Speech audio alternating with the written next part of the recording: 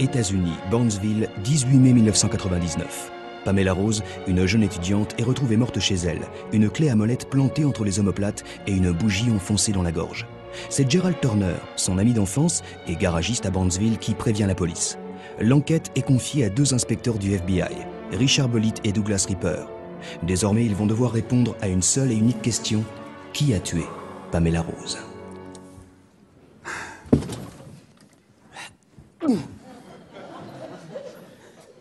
Vous avez vu, Ripper? Dehors, même la nuit, les gens vivent. On a l'impression qu'ils refusent d'arrêter de vivre. C'est beau, la nuit, une ville. Même les enfants sont debout à cette heure encore. Bolite? Oui? Vous avez gardé vos lunettes de soleil, il est 10 h du matin. Hop. Excusez-moi. L'enterrement s'est bien déroulé? Ah ouais, super cool.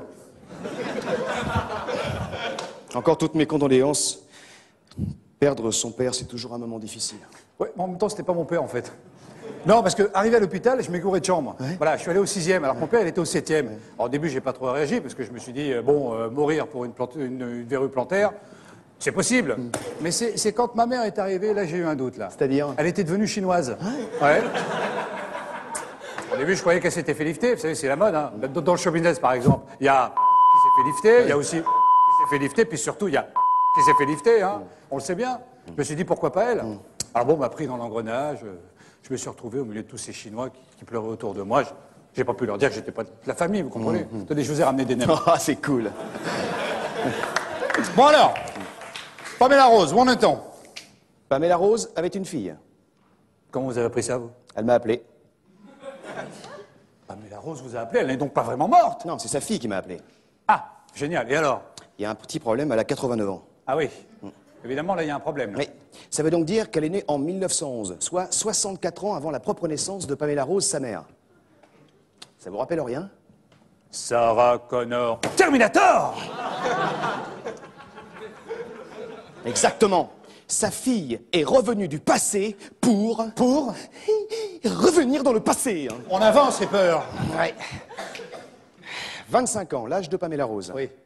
1911, naissance de la fille de Pamela Rose. Tout à fait. 64 ans, les années que nous avons évoquées auparavant. 24 cm, la taille du sexe de Rocco Siffredi.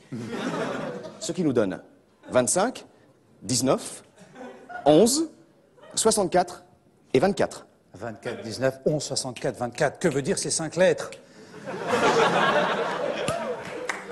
Bilton! On dit pas Bilton, on dit bingo. Un numéro de téléphone! J'appelle immédiatement. Branchez le haut-parleur. Bonjour, vous êtes bien sur le répondeur de Linda Hardy.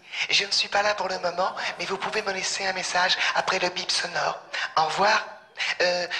Non, rien. Je t'achète!